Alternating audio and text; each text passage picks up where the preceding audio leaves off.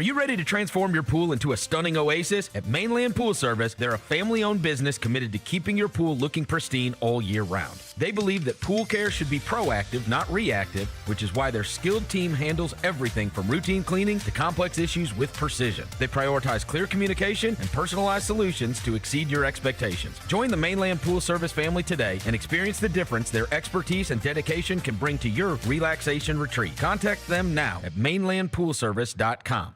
Junior Grizzlies summer camps presented by Ortho South are the key to a slam dunk summer with over a dozen 4-day camps perfect for hoopers ages 6 to 14 looking to build fundamental skills and make unforgettable memories. With camps across the Mid-South in Tennessee, Mississippi, and Arkansas, you won't have to go far for the ultimate hoops experience this summer. Registration comes with a Junior Grizzlies jersey, lunchbox, and a basketball to take home. Don't wait, space is limited. Visit grizzlies.com/Junior Grizzlies today to secure a spot for a fun-filled summer. That's grizzlies.com/Junior Grizzlies. Name 100 active NBA players. 100 active ones. 100 active NBA players. And we're going to go back and forth. Victor Wembanyama. LeBron James. Cedric Howard. Jalen Wells. Gigi. Shai Gilgeous-Alexander. There we go. It took 77 players to get to Shai Gilgeous-Alexander. Tune in to the Jessica Benson Show with CJ Hurt live every weekday at 8 a.m. on YouTube at Grind City Media and the official Grind City Media app. Stay on top of everything happening in the 901, the Mid-South, and beyond with Grind City Media's e-newsletter, bringing all the news and notes directly to your inbox. Lang's World, always by Lang Whitaker, touches on the biggest stories in the world of sports and pop culture, while Michael Wallace's Grizzlies Insider brings you all the latest coverage and analysis around the Grizzlies and NBA. Don't miss a thing. Stay connected to the conversation and sign up to download the lowdown today at grindcitymedia.com.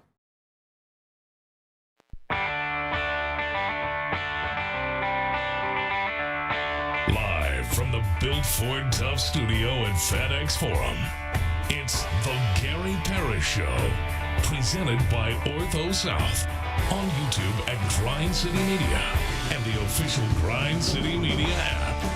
Now, here's your host, Gary Parrish.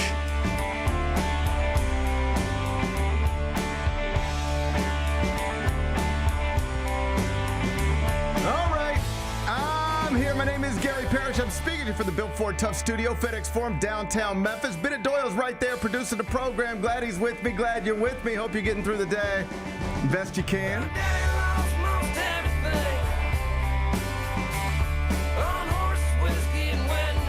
And, well, it's finally done. It's finally done. The Memphis Grizzlies as a franchise have moved on from Ja Morant as the point guard.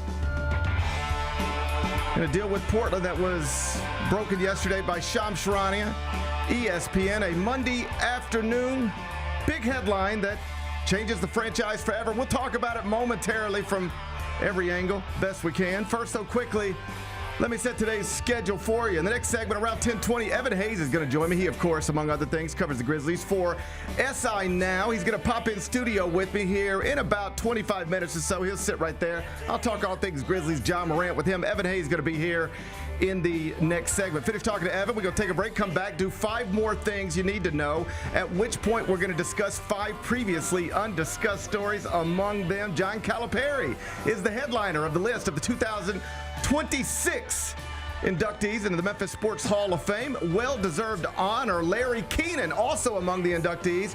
We'll celebrate all of them. We'll do that in about 40 minutes. Kristaps Porzingis has agreed to a 2-year, $40 million contract with the Golden State Warriors, all while they are reportedly trying to add LeBron James and Anthony Davis. Can an old team filled with future Hall of Famers do anything interesting in today's NBA? We might find out next season. We'll discuss that a little later on in the show. The Spurs are reportedly bringing back both Harrison Barnes and Julian Champagnie. That helps ensure the Western Conference champs are going to remain the favorites in the West. I'll walk you through those deals. We'll do that in just a bit. Former Memphis Tiger Jalen Duren is reportedly meeting today as free agency opens in the NBA with both the Kings and the Lakers. Somebody wants to go to California. We'll get into that in the third segment. And my condolences to Freddie on Twitter and every other German supporter in this 2026 World Cup. Paraguay eliminated Germany in penalty kicks in the round of 32. Thrilling stuff. I watched it live on a flight. Felt like the whole plane was into it. We'll talk soccer during a segment we call 5 More Things You Need to Know. Then we'll eventually do GP's Carry Out, and that's when we'll call it a day. So that's the rundown. We got a lot to get to, but I did want to start, where else? I wanted to start with your Memphis Grizzlies, because on Monday afternoon at exactly 3:32 p.m. Central, ESPN's Shams Charania, he tweeted the news that changed the franchise forever. Ja Morant has been traded to Portland for Jeremy Grant, Chris Murray, and nothing else. Reportedly, the Grizz had to sweeten the pot to get it done, send $1 million to Portland. In other words, reportedly, the Grizzlies had to pay $1 million just to get somebody to take Ja Morant out of 191 Bill Street. Let's let that sink in for a moment. No matter how you feel, we can all agree, I think, that it's a sad ending to a sad story that started with so much promise. Ja Morant, the number 2 pick, 2019 NBA draft. He quickly became the face of the franchise and was voted the 2020 NBA Rookie of the Year, before also being named All-NBA at just 22 years old. He was more or less, yesterday, given away by the Grizzlies at the age of 26 after playing only 79 regular season games in the past 3 years because of a combination of various injuries and suspensions, and I'm sure you know the story. Put more simply, the Ja Morant era in Memphis is now over. If the question is, how long does it take what looked and felt like a perfect marriage to fall apart, the answer, I suppose, is that it varies from marriage to marriage. I think that's probably true. But in this case, let's call it roughly 4 years. And in reality, the marriage was, it's been over for a while. There have been signs for years, that Ja Morant and the Grizzlies were perhaps headed for a divorce. Both sides have been aiming towards this, at the very least for months. And on Monday afternoon, it finally became official. Just a little more than 4 years after Ja Morant was named second-team All-NBA after leading the Grizzlies to 56 wins and the number 2 seed in the West, the franchise point guard was shipped off to Portland for little more than comparable salaries. That's your big headline from the past 24 hours. Big Bet Bennett, good to see you on this Tuesday morning. I appreciate you and Kyra and everybody else holding things down while I was away. As you know, a lot can change in 1,497 days. In this case, that's the exact span of time it took for Ja Morant to go from being named second-team All-NBA to a negative asset that seemingly very few franchises in the NBA have any interest in anymore. Most notably, the franchise that drafted him and tried to make him the face of everything for years before eventually throwing in the towel on that entire exercise. Again, the Ja Morant is over. Ja Morant era, it's now over. Your thoughts? Obviously, I'm disappointed. I wanted it to work out. I wish it would have worked out. I'm a big fan of Ja's. As I'm like kind of reflecting on it all, because it's so weird. Like I felt like we knew this was going to happen for a long time now at this point, and it's still kind of when it hits, it's like, oh wow. I in a way, it's like I can't believe it really actually happened. Like it's kind of drug out a little bit here these past couple weeks. Well, to months. your point, we initially thought first we thought it would never happen. Right. Then you go from, oh wow, it's going to happen at the trade deadline. Then it's like, okay, didn't happen at the trade deadline, but it'll happen before the draft. Then it doesn't happen before the draft, and so it did drag out. Yes. But we landed in a spot we have, to your point, known for a while we were going to land. And if anybody saw this news yesterday and was like, I can't believe, or I am surprised, I'm sorry, you just haven't been paying attention. We've been aiming for this for a while. We got here a little later than we thought, but we're here. Yeah, I think like a portion of the fan base, maybe a big portion of the fan base, I don't know, probably was holding on to something for a long time, maybe longer than we even should have, because again, when you're back-to-back number 2 seeds in the Western Conference 2 years in a row, you've got this young team, this young core, and this young superstar, that's taken the league by storm. It's like, oh my God, we're going to win a championship here. Like, this is the sky's the limit. Like, look how early we are in this. And you've said this a bunch. It goes to show how quickly things can fall apart in this league. Like, you just think that you're in a spot where, or in life, anything. Yeah, you're in this spot where you think, man, look how early it is in this. Like we are young. We are the 2 seed in the Western Conference. Like, this team, the sky's the limit for this team, and then it just falls apart quicker than I think anybody thought it was going to. I've heard Vernon say this. Like, again, I wanted it to work out. I wish it would have worked out, but I feel like if I'm looking at myself in the mirror, that probably holding on to something that maybe isn't really there anymore. At least it wasn't going to happen here, because these past couple seasons have just not been good. Like, at the end of the day, it's a bottom line business, and you got to win in this league. That's the biggest thing. You got to win in this league. You said, I wish it would have worked out. I appreciate you saying that. I think that is something that almost goes without saying.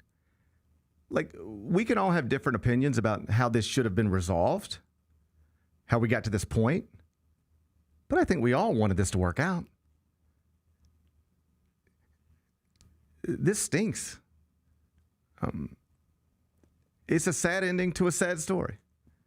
Now, Ja's only 26 years old, so he still has time to write a different story for himself, and I hope that he does. But what is now true, undeniably, is there's no going back to this. So what is true, quite clearly, is that he has now squandered what could have been a wonderful story in Memphis.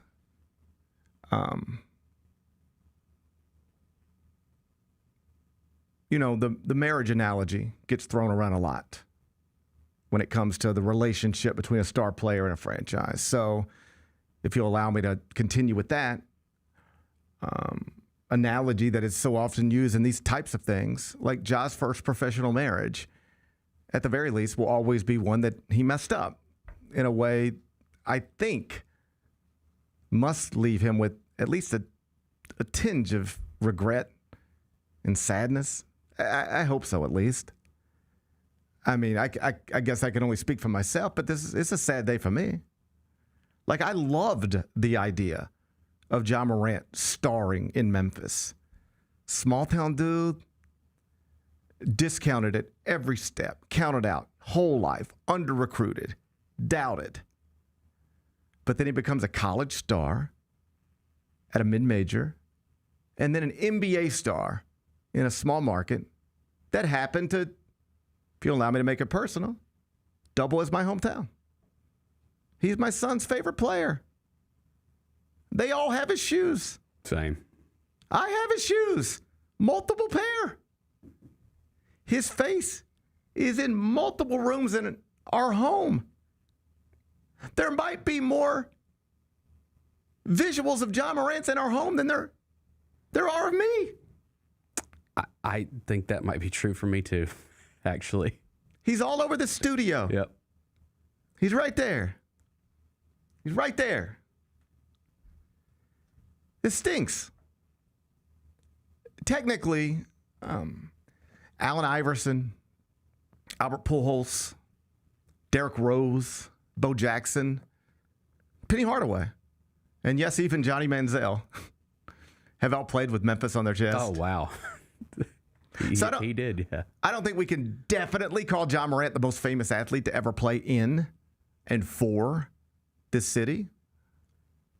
But what I am comfortable saying is that we've never had a team here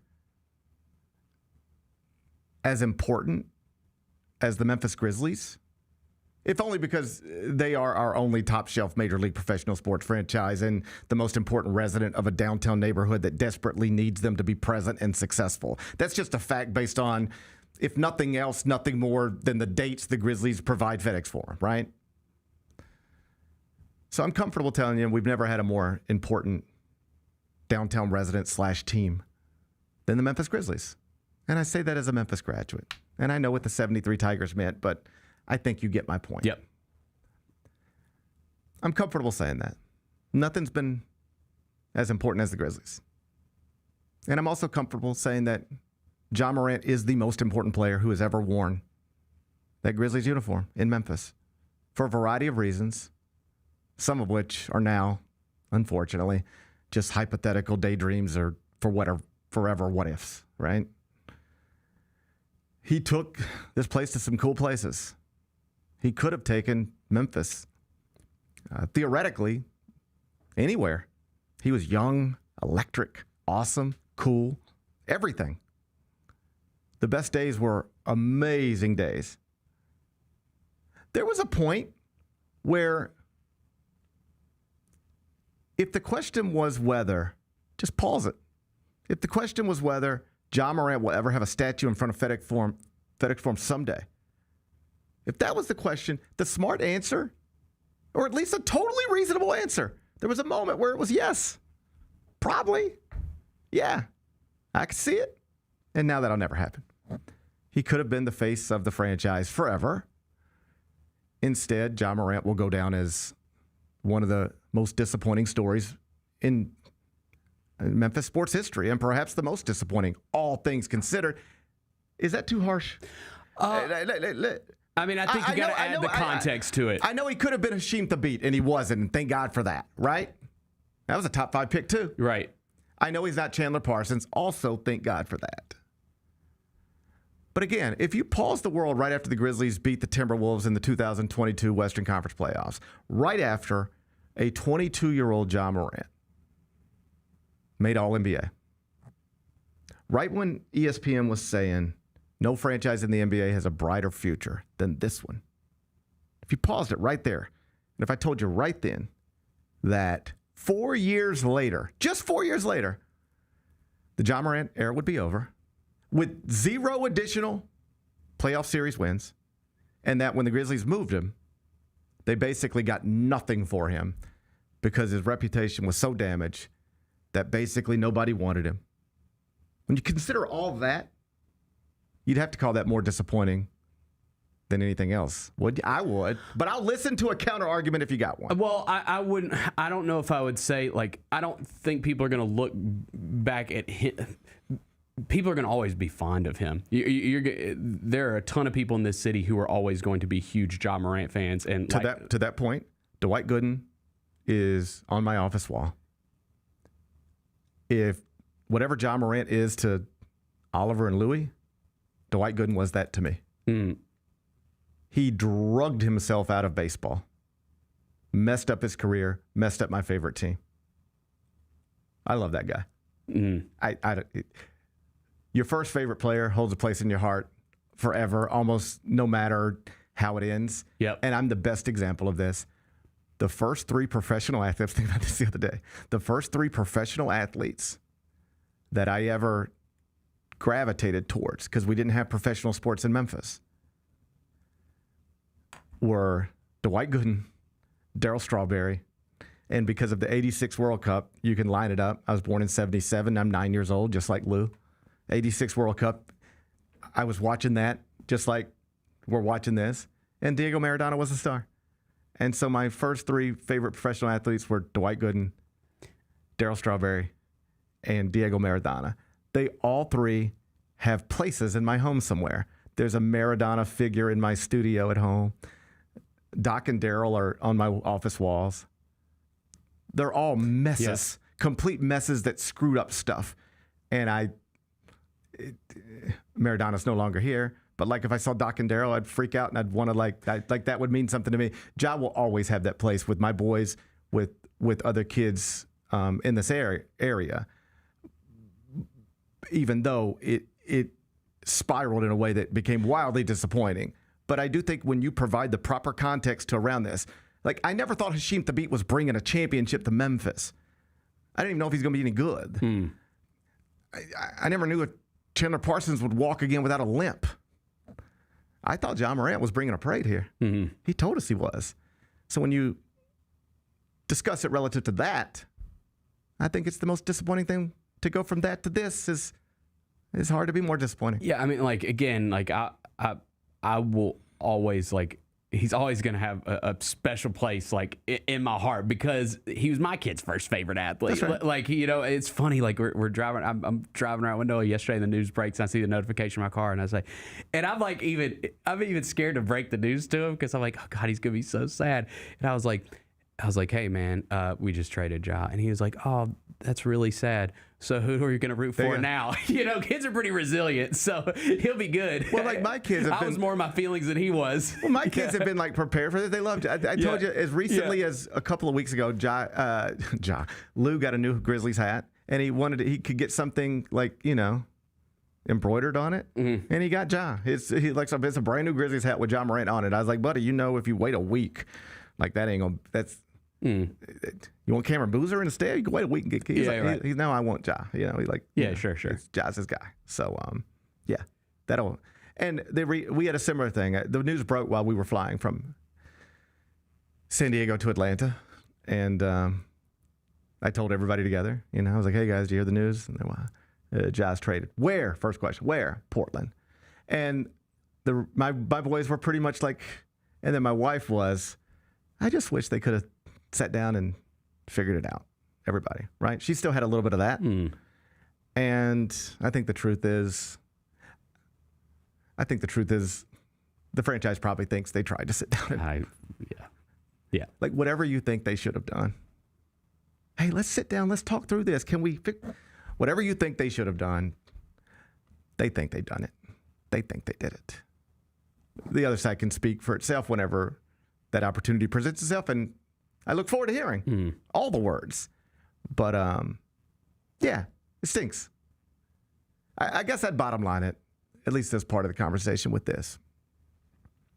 4 years ago, some very reasonable NBA analysts thought Ja Morant could soon be the face of the NBA. That was not an outlandish thing to think or even say. And on Monday, that same Ja Morant, still just 26 years old, was traded for a package that CBS Sports' Sam Quinn described as, quote, effectively nothing. And that same Sam Quinn still called the trade a, quote, win for the Grizzlies because he said, it's, quote, addition by subtraction. If at 22 you're described as the future face of the NBA, maybe. And then at 26, when a franchise gives you away for a package described as effectively nothing, and then that transaction is also described as a win for the franchise giving you away, because it's a classic case in at least one analyst's eyes of addition by subtraction, clearly that's disappointing. The biggest in my eyes. But I digress. Either way, we can all agree it sucks. There was a moment where Ja was happy here. The Grizzlies were happy. The city was buzzing. The fans were filled with real pride, a real source of, he's our guy. This is our team, and he's our guy. He was going to be, he was supposed to be, he told us he'd be, our Patrick Mahomes, our Sidney Crosby, our Dirk, maybe even our Michael Jordan, right? I was just in San Diego. Tony Gwynn, rest in peace. He's known forever, I hope, as Mr. Padre, right? You could probably just ask Rock or whoever you talk to these days. Who's Mr. Padre? Tony Gwynn. Ja Morant should have been Mr. Grizzly in every way. Instead, he's a 26-year-old with 2 years left on a contract that very few seem interested in, which, should be a wake-up call for him. When the Grizzlies made Desmond Bane available, they got 4 first-round picks plus some stuff from Orlando. When the Grizzlies made Jaren Jackson Jr. available, they got 3 first-round picks plus some stuff from Utah. When the Grizzlies made Ja Morant available, they got crickets at first and then a package of whatever. It's an undeniable fall from grace, professionally at least. Ramona Shelburne was on SportsCenter yesterday talking about all of this, and she mentioned how the new Blazers owner likes to go star hunting. He wanted to get a star here. He wanted Giannis. He wanted Jaylen Brown. And instead, Ramona Shelburne said he got a, quote, fallen star in Ja Morant. Her words, not mine. Can he rise again? As always, we'll see. Reasonable minds can disagree on that. Regardless, the 7-year Ja Morant era in Memphis, it's over. There were some good times and not so good times. The highs were super high. Woo! The lows were too frequent and frustrating. And now I guess it's time to move on. Both of my younger boys have asked me for Cameron Boozer jerseys, so I'm sure they'll love their 12s forever. But they'll have a new number soon. Evan Hayes up next. Each challenge is unique, so each game plan is customized to identify opportunity and the path to victory. It's true in basketball. It's true in banking. Grizzlies Checking from Pinnacle with personalized planning and advice. Play hard, bank easy. Open a Grizzlies checking account with at least $100 and a recurring direct deposit by May 30th, and you could receive a $200 direct deposit bonus into your account. Details at grizzliesbanking.com. Member FDIC. The heaviest metal credit card of all time. Rumored to be one of only 18 in existence. Plated with the very same tungsten that forged the International Space Station. And wielded at business dinners like a samurai sword. It's a classic corporate power move. But the real power move? Having end-to-end visibility on your most critical shipments. FedEx, the new power move. New Amsterdam Vodka is an official partner of the Memphis Grizzlies. It's the only exceptionally smooth vodka that is 5 times distilled, 3 times filtered, and rated 93 points. New Amsterdam believes wins big and small become legendary when you celebrate them with your crew. So here's to the blue, white, and gold, the Memphis grit and grind, and reliving winning moments big and small with Tennessee's favorite basketball team. New Amsterdam Vodka. Find your wins. Everybody is so quick to forget, though. Yeah. Bro, we just watched a team who had their second and third best players were under 24 years old win the NBA title. Yeah. And it felt like, oh, God, here comes the dynasty. Yeah. Fastest dynasty ever. The Chris Vernon Show, live on weekdays at noon on YouTube at Grind City Media and the official Grind City Media app.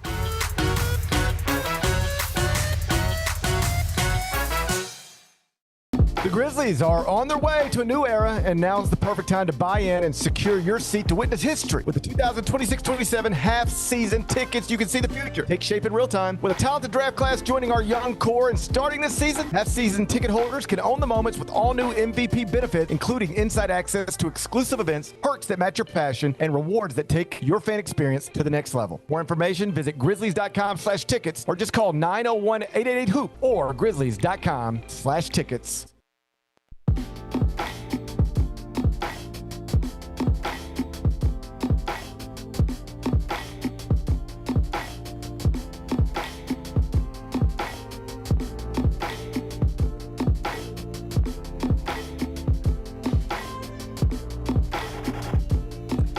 Welcome back, Gary Parrish Show, presented by Ortho South. We're inside the Built Ford Tough studio, and right now, Evan Hayes. He covers the Grizzlies for, among others, SI Now. He's in studio. He's right here. Evan Hayes, what's up with you? I'm doing good, GV. How are you doing? Man, I'm hanging in there. I had a long way home yesterday. Did. I saw that. We had to fly across the country and then come back. That's the thing about Memphis. It's not an epicenter of airline travel anymore. So sometimes you got to fly out of your way to get where you're going. Yeah. And so San Diego, I don't know if we went straight over Memphis, but we passed Memphis. Yeah, to go to Atlanta. And then, have a nice meal, and then you come back this way. So I didn't get in bed late, but, my problems are small compared to most. Well, was the trip good, though? You and the family had a good time?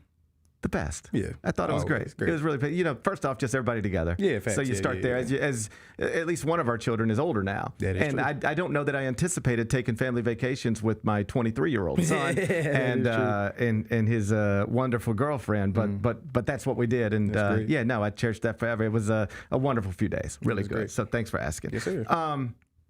As we were traveling back, the news broke. Yes, it did. I don't know whether I was 25,000 feet or 30 or 35, but we were up there somewhere. Yeah. Between there and here, and Shams Charania reported Ja Morant has been traded to Portland for a package that is the package. I want to be clear. Like, we didn't even talk at all about Jeremy Grant, Chris Brown. Like, Jeremy Grant's going to be a rotation player on the Grizzlies in the 2026-27 season, I assume. He's a veteran presence that should help. But for all intents and purposes, the package is just like, let's get some comparable salaries, and here, take this bad contract off our hands. We'll get this out of your hands. Your thoughts on the Ja Morant era coming to a close? It's disappointing. I'm taking Bennett's word right now. Definitely disappointing. Y'all hit it great in the first segment. From 2019 to 2023, Ja Morant took this city and this team to heights, at least from a popularity standpoint, that we haven't seen. Of course, we love the grit and grind days, and they made a West Conference Finals, but the juice was different when Ja Morant was in the city compared to when Zebo and Mike and Mark and so on from there. So it's definitely disappointing that we thought we had the next guy. We thought we had the next face of the league. We had our face of the franchise, and just to see the decline since then with, of course, the injuries, and I don't want to get into all the other stuff that happened, you hate to see it. So I came to peace with it about a few months ago, I guess around the trade deadline when the first real rumors started. But now since it's finally done, I can't say it's a slight sigh of relief, like a very slight sigh of relief, because we can finally turn this chapter into the next page of Grizzlies history. We had the grit and grind era, we have the Grizz next gen era. Now whatever we coin this next era, we can go into with a fresh start. So of course, I will always love Ja. You see I have his jersey on right now. I want to wear it today for fitting, and I always love Ja. And the city members will always support Ja. But I feel like it was time for both sides to have a new start, and that's what we're doing with Cam Boozer and a new set of guys. I agree. It was time. And I'm not somebody who – I was late on this. If we all – and I know we don't all want to, so I don't want to put everybody in the same bucket, but a lot of people got to a point where they were like, it's time. Mm-hmm. And it took me longer to get to that point than I know it took some. In reality, there were national NBA people years ago, years plural, saying he's not the same player and it's time for them to move on. And then we would listen to that, repackage it, and come on and be real smart every day and tell them, well, this national media, they just don't get it. They don't understand. Yeah. They're not as close to it. They don't see it. And sometimes I've learned this over the years. For every time somebody's too far away to see it clearly, there's somebody else who's too close to it to see it clearly. Yeah. And I think not all of us, but lots of us, we're probably late to this. But if we can all acknowledge that the world at least seems to believe it was time to move on for everybody. What happened yesterday was, I totally get it, but I hate that it had to get to that point. I guess I would say that the marriage thing analogy gets thrown around a lot. And if we're going to use it here, that's what I would say. If this were a marriage, I would say, I totally get why you're getting divorced. Man, I just wish you guys could have figured it out, because I really liked you together. Yeah. And I saw you be good together. And there was a part of me that thought you could be good together into the future, but a lot of stuff just got into the way. And I guess I shouldn't speak for either side, but I know the franchise believes they did everything they could do. That's what they think. Whether they did or not, debate away. But I know they think they let this thing run as far as they could let it run. And perhaps it messed up here or there, but if part of the fan base is screaming, you should have tried everything, I promise you they think they tried everything. And on the other side, I hope he gets whatever he's after, because this is a squander thing. I do believe if John grows the way most of us hope we grow as we age, no matter what happens in Portland or anywhere else going forward, I think he'll have a day where he'll be able to say, yeah, I screwed that up. I hope so, because I haven't heard him say that in clear terms yet. And that's another reason why I was skeptical that it would ever work here, because I never really, at least publicly, heard him say, I'm the reason it's got off the rails and I'm the thing that needs to bring it back on. It felt like a lot of it was pointing out here. But I feel like not just in basketball, but in all situations or just relationships, you have to get outside of the situation, really see it from a bird's eye view instead of being too close, like you said. Mm-hmm. And I feel like Ja Morant would eventually come to that conclusion, no matter if it happens. Well, if it's already happened, being that he's probably on a flight to Portland right now, or when the season officially starts. And the thing for Grizzlies fans and media people we always try to go to the scenario, what if they just had one more conversation that just him and Zach Kleiman can just get room and just hash it all out. But like you said, they probably had a lot of conversations. They probably had a lot of FaceTime calls or emails or however way they communicated. And I honestly commend Zach Kline because I feel like he stood by his superstar as long as he could. And I feel like we got a good enough package for what the trade value was in the situation. So I'm honestly looking at it as a positive. Of course, as a Grizzlies fan, I would love if Ja Morant was still on this roster and none of this happened. But being we have to deal with life on life terms, I have to commend Zach Kline for, I feel like, getting a good package for what we could have gotten in the situation. Again, like I said, I hope the best for Ja. Well, Sam Quinn, CBS Sports, is one of my favorite NBA analysts just because I know he knows what he's talking about. It doesn't mean he will always be right, but I know it's not common. Like, sometimes I'll see clips. Like, there's a clip floating around, got a lot of attention over the past couple of days. It's like a former something or another talking about how the WNBA would be better off without Caitlin Clark. Like, that's just nonsense. Like, that's just a that's just a dumb sentence. It's just a dumb sentence. And when you start expanding on it, it doesn't make sense. Just gets dumber. But I'm certain when those words and that thought was coming out of his mouth, he thought he had cooked up a good one. And when I read Sam Quinn, listen to Sam Quinn, I don't always have to agree with him, but I know he's not just saying dumb stuff to say it. Like, he's thought it through. And he wrote yesterday, the Grizzlies won this, if only because they didn't have to give up assets to move off of it, and it's addition by subtraction. And this is where he might be wrong. He might be wrong. It might not be addition by subtraction. But I know he's looked at this from every angle, and if you ask him who won this trade, Portland or Memphis, he says, I don't really understand what Portland's doing. But it's clear to me what Memphis was doing, and it was just trying to move on, turn the page, and that you didn't have to attach any assets to it makes it a success, because literally hours before this deal got done, or at least before it was announced, there was other NBA reporters, I use it loosely, saying that the Grizzlies, and this kind of stuff drives me crazy, please be careful with your words as your career continues to flourish. Yes, sir. As you go forward, be careful with your words, because the way it was worded was, and if the Grizzlies can't do this, that, they might be forced to buy out Ja Morant. Malpractice. No. So you know what I did? Just for fun, because I was going to use all this, and then I was like, but I was like, can an NBA franchise be forced to buy out a player? You know what AI will tell you immediately? What did it say? No. Exactly. No. So, like, no, you're not going to be forced to do anything.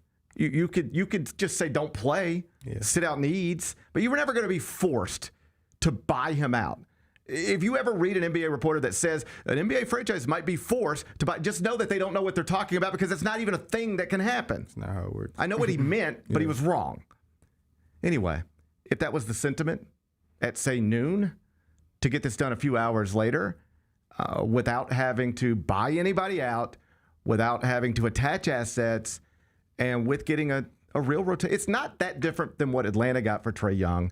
And I think given all the noise we were hearing leading up to this moment, yesterday was a sad but positive day for the franchise. Yeah, I think it was undoubtedly positive. Jeremy Grant's a guy that averaged 18.6 games per game last year. He's a veteran. I think he's 32 right now. He's played in a lot of different situations where he can bring that veteran aspect and leadership to the team. I kind of equate this to when Jay Crowder and Solomon Hill first got here, when Ja and all of them got. I can see that having the same impact. No matter if Jeremy Grant is your starting small forward next year, if guys like G.G. Jackson or Jalen Wills don't take that position, or if those guys do step up and he's your backup forward, just having a guy like that on the roster that can be a veteran in the locker room but also produce on the court, I feel that's a great thing. Again, you got Chris Murray, a guy that hasn't put together as much going into his fourth year in the league, but again, maybe a new change of scenery can do him some well. So I like the deal. Like, I feel like Zach Kline did the best he could with the situation we got, and I feel like especially Grant can be a great thing for us next year, and maybe Murray can as well. I was on radio in Portland this morning, sitting in the parking garage. Went up to the 5th floor to get the best signal I could get, the best reception I could get, and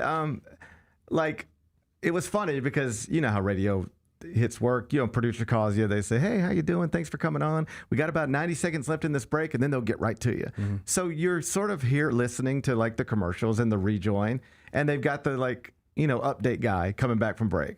And it's like, and now it's whatever. And then let's get the news from Bennett Doyle. It's like one of those type of things. It's like, Ja Morant mania has hit Rip City. And I was just like, wow. How to turn tables. I just like hearing that it's crazy. Was like, wow. And so they bring me on, and I know those guys. And so we were talking. But at some point, they said, Ja Morant's a former All-Star. Can he be a future All-Star? How would you answer that? I feel like he can. That's what I said. I don't think there is, because this is the thing with Ja, and I'm saying this as a fan, not just a person that is trying to do this for a living. From a basketball perspective, he's still a great talent. Yes, his numbers declined over the years, but I feel like a lot of that has to do with things that I don't think Ja Morant forgot how to play basketball. I feel like it was a lot of optics and emotional stuff in there that kind of him getting along with the coaching staff. It was a lot of things that kind of went into his decline in play, but I don't think he just got as a worse basketball player. He's still 26 years old. He's still one of the most athletic guys in the league. And maybe a new situation with a veteran guy like Damian Lillard can do him some good. So I feel like Rip City, they have a great player on their hands. If they can figure out logistically with the plethora of guards they have, I don't see any reason why Ja Morant can't be an All-Star next year. But what I don't want to see from Memphis fans is us having sour grapes and spoiled milk if and when Ja Morant does play well next year. Yes, we could have kept him in. We could have done this here. But the situation was what it was. Sometimes you have to get out of a situation to become better down the line for the Grizzlies and for Ja Morant's sake. And the relationship was soiled. I feel like as a fan, I can be happy that Ja Morant is playing well somewhere else, even though it's not in the Grizzly uniform. I think that's going to have to be the truth is it is more likely. I think this is true. Correct me if I'm wrong. Yeah. Bennett, jump in here too. I think if we're being honest with each other, it is more likely that Ja Morant leads Sports Center for something awesome next season than it is that the Grizzlies do that. Do we think that's probably is it more likely that Ja Morant, the short term like success, Ja Morant and Portland are probably better. Our best player right now is an 18-year-old. That's what I'm trying to say. Ja, if Ja and Dame are both healthy together and playing, they're going to be on TV. Yeah, that is just without question. This is also a playoff team. Like the Grizzlies did do right by Ja here. Like they sent him to a playoff team. Yeah. And so. Yeah, I think that Portland's going to be on people's radars. And so, yes, with that's going to come highlights. And I just don't think you can worry about that right now. And I'm the type of person who does worry about stuff like that. All right, that kind of stuff drives me crazy. Yeah. But I as I said in weeks leading up to this, I did not want him with the Lakers and Luka. I just didn't like the optics of that. Like if that worked, I'd be skeptical that it would work. Like how is Luka Doncic and Ja Morant going to keep people from scoring? All right. But I just didn't want to deal with that. And I didn't want him being buddies with Anthony Edwards and being awesome in Minneapolis because that could be like, he had to go somewhere. Yeah. You know, like he can't be here. They decided he can't be here. There's 29 other places he can go. Had to go somewhere. Portland is like, I think a split the difference type of thing. It's not the worst place he could go. It's not the best. It's fine. It's fine. So they asked me, they said, do you think he can be an All-Star again? And this is where I break away from. I see the Ja Morant discourse on Twitter and the arguments, and a lot of it I just find silly. Yeah. But some of it is, I think, interesting. And this is where I break away from, I think, the large groups of people arguing. I absolutely 100% think it was time to move on. Perhaps past time. A lot of evidence that suggests past time. This is a sad story, but it was time for the story to end. I'm there. But sometimes people say that, and they back it with, because he's not any good anymore. And I don't buy that. Nah. I think he can be good. I think he doesn't play much and hasn't played much. But I think if he's healthy, which is who knows? Yeah. I think if he's healthy, he can be awesome again. I think he can be an awesome basketball player again. I am not predicting. I ain't betting no 401k, nothing on Ja Morant making 2 more All-Star teams. But you ready for this? I also would not bet against it. Yeah, I wouldn't bet against it. He got the talent. When he's awesome, he's awesome. Because if you watch the film of the past, let's just say from 2023 to 2026, you just watch the film and you don't look at stats or anything like that. He's still great to look at. Wow, that's a crazy way to say that. But but I know what you mean. Yeah, like he's still a great basketball, but he still can pass the ball like the best. You know, he can still finish at the rim. When he's hitting his shots, he's still a prolific scorer on the court. It's just all the other things that come with him, only playing 79 games in the past 3 years. All the off-the-court discourse they've talked about. And one of the 79, he quit in the middle of it. Exactly. And that's the thing that I always come back to. He missed more than he played, and when he played, he sometimes quit. This is problems. There was, of course, the thing we went across the pond, and Adam Silver had allegedly talked to his father and another guy on his team and say, please have your son play. Again, I love Ja as a player, but all the extra baggage that comes with him, you have to understand the reasoning why the breakup is. But there's not a lot to do in Portland, Oregon. If Ja Morant said, hey, I'm just going to lock in and play basketball, and he plays 40, 50 games, I'm not going to be surprised that he's leading SportsCenter, like Bennett said. If him and Dame are both averaging 20 to 25 points and they're competing for a top 6, 7, 8 seed in the Western Conference. Like, because we look at the film, I don't feel like he became a worse basketball player. It was just a lot of extra things that got in the way. And when he's attached with a leader like Damian Lillard, I can see that working, but I can also see, like you said, the other side of it. So it's a toss-up right now. There are some data points about shots at the rim, points at the rim, dunks, the stuff that made him spectacular. It was never bounce it, pull up three, come off a screen, pull up three. That's what makes Klay Thompson awesome. Yeah. What made Ja Morant awesome was like, bounce it, I'm at the rim. Bounce it, I'm on your head. I'm at the rim again. You can't stay in front of me. And there's some data points that suggest that stuff wasn't there to the extent in recent years that it was there early in his career. And I'll accept that. Like, I'm not going to be dismissive of that. I'm just saying eyeballs. Yeah. I can still see him have those moments where you go, ooh, nobody does that. Yeah. He still has those moments. I still think he's capable of that. The type of career he has moving forward will, I think, be determined by I don't want to overstate it or get weird, but like, is this a wake up call for you or not? Is this a moment where you change some habits or not? Because maybe I'm projecting here, but this past month, really these past few months, would have been really hard for me if I were him, because I think it's very easy when you're second team All NBA at 22 to settle into can't tell me nothing. I'm 100% certain I would have been the same way at that age, maybe at any age. Yeah. All right. I understand how even while the world's starting to turn on you a little bit, you're still like, what? I'm still awesome. I've just been hurt. People get hurt. I'm the only basketball player that gets hurt. But at some point, when the whole world is saying, no, man, we don't want you. We could have you. There is a thing we could do to get you, and we don't want to do it because we don't want you. And when basically every franchise said that, including the one that drafted you and put you on murals, that has to say something to you. And if it doesn't, you will never get where you're trying to go. And I say this as somebody who probably waited way too late in life to try to address things that I needed to address.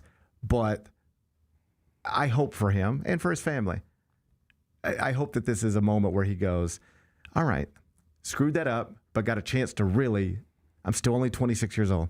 I still got to, like, everything's in front of me. I can't undo that part of the story, but I can write a new one from this. I hope he understands that. If he doesn't, it won't look much different. If he does, he's got a chance. Yeah, he has a chance. He has a chance to allow the next 8 years or 7 years of his career not be defined by the last 7 years of his career. There you go. He started, like we said in the first segment, on top of the mountain, or he was eclipsing to the top of the mountaintop, and he came down on the other side of that mountain. He has all the opportunity in the world to come back up that mountain. Because let's say he plays well these next 2 years in Portland, and they don't want to sign him back. He don't want to sign back there. He can sign to another contender. There could be another trade. Like his career isn't getting shipped to Portland for his career to die. Right. That's not happening. It's like Bennett said, they're a playoff team. They have a lot of good young assets. They're going to find them a new coach because after Thiago split, they've got a new coach now. Yeah, they got a new coach now. But he's the Timberwolves assistant that they paid like $1 million for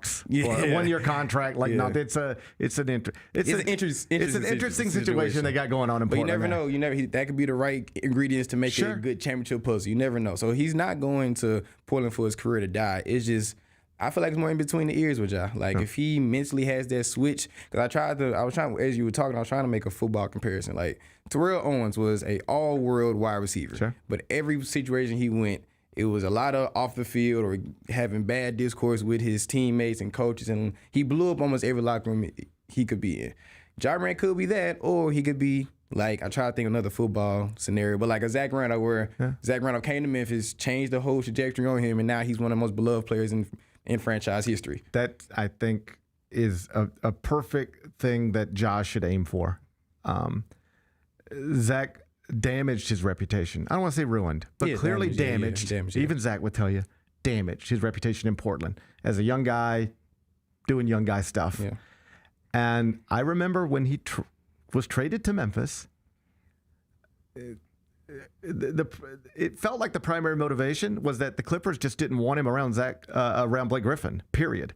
Like, we just don't want you to be an influence over our young star. Yeah. Over our young top 3 pick, power forward, national player of the year. It was lining up kind of similarly.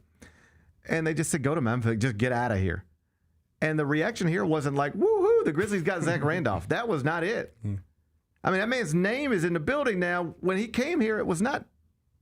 I remember going, what are they doing? What are you doing? Why are you? This is a guy nobody wants. Why are you doing this? But he totally remade his image here. And it doesn't mean he became an angel. Still Zach Randolph. We love Z-Bo, though. Every once in a while, we'd bump into a headline here or there. Yeah, sometimes. It'd be like, oh, wow, it's a wild headline. Yeah, but we still love Z-Bo. But we love Z-Bo. Yeah. Everybody does. Yeah. And he's a legend here forever. And I think now walks around in his day-to-day, whether it's in Memphis or anywhere else, and he is not viewed as the guy he was when he was young in Portland. None of that stuff really comes up anymore. He's just like Z-Bo. Everybody loves Z-Bo now. Yeah. And so Ja has a chance. Like, you don't have to write your story at 26. You ready? You don't have to write it at 36 or 46 or 56. There's always time to try to be better and get better and, you know, in all the ways that you can. And I hope that he does. I don't say that to be mean. I say that as like someone who has watched a young guy struggle and hopes that he figures out how not to. I hope the next chapter is a great chapter. As always, we'll see. Let's talk about this chapter. I haven't talked to you publicly since the draft went down. The Grizzlies added Cameron Boozer, Kareem Lopez, Richie Saunders. I gather, I mean, I don't think I've been back in the city limits since the draft until like 3 a.m. or whatever. But I gather folks are excited. What were your thoughts on what the Grizzlies did last week? I actually text you, and I actually text you when the draft was going on, and you know I was very excited about Cameron Boozer. Mm-hmm. Of course, we talked about on this show and other shows, National Player of the Year, all the accolades out the board. He led the nation. Because I wrote an article in PER last year with a 30-point. I think he was like 9th in win shares in the country last year. So we're getting a winner. He was bred since day one. Obviously, he comes from a great basketball family. They seem to be excited to be here. So I love everything we got out of Cameron Boozer. I like the Richie Saunders pickup. Of course, he was a sharpshooter at BYU. He was a career 38% three-point shooter. Then he shot 43% during his junior year. Of course, he's on the older side, but I feel like we're trying to bring guys who are going to be a true professional. And once he recovers from his ACL injury, I believe he got injured in February. Mm-hmm. So Valentine's Day. My birthday, actually. That's kind of funny. Happy birthday. So when he's more of a draft and stash, and it makes sense because that's not a guy we have to put on a full-time contract, and we already have a lot of guys on the roster. So I like the Saunders pick. If he spends his first year in South Haven and rehabs for the 2027-2028 season, I feel like he could be a great guy for 6'5", can score from all 3 levels. He's not just a shooter. He's a capable defender as well. So I like the Richie Saunders pick. The only pick that I'm a little hesitant on, and I feel like I'm in the minority, is Kareem Lopez. Right. I wrote an article for SI. Like, the one guy that I did not want to draft was Kareem Lopez. Oh, no. And I know I'm saying it on a Grizzly platform. I'm going to speak my truth. Please. I don't think Kareem Lopez is a bad prospect at all. Mm-hmm. I don't. He's a raw prospect, 19 years old. He played 2 years in the NBL. He showed flash. He's great at going downhill. He has all the physical traits, 6'8", 6'9". He's not the best athlete, but Zach Kline is clearly going to this new age of big, athletic, strong, like, type players you want on this roster. He actually said we need to get bigger and stronger, and then they went out and got bigger and stronger in the draft, and also with, we should note, Isaiah Stewart. Yeah, so he fits that as well. So from a optic standpoint, I love the pick. But when I watch the film, I see a guy that's not a great shooter. I see a guy that he's not the best playmaker. He's a 3 or 4, but he's not laterally quick enough to guard threes, and he may be undersized for a 4. You judge prospects way on a higher level than I do. But one thing that I look at when I'm judging prospects is, what are they elites at coming out of college? Of course, you bring them to develop and all that, but they have to, for me, at least have one thing where they can fit into a role day one, because obviously he's not going to have the ball in his hands coming up. He's not going to be playing the same exact way he did in New Zealand. So I don't see a elite skill yet from Kareem Lopez, and he's more of a project player. Sure. And, of course, we're going into a rebuild or retool, however you want to say it. So Of course, project players aren't the worst thing in the world. So if he turns out to be great, I hope he is great. It just being that I don't see a one elite skill that jumps off the page either statistically or film-wise. That's the pick I was a little hesitant on because there was a lot of guys right there when we did drag back to 21 that I feel like could have filled a role at a quicker change than Lopez. That's all fair. Like, I could recognize in real time it wasn't the most popular development. Cameron Boozer, woohoo, everybody excited. Yeah. But then when you start moving down, and look, with the benefit of hindsight, and I'm glad I said this last Wednesday, the day after night one of the draft, heading into night two.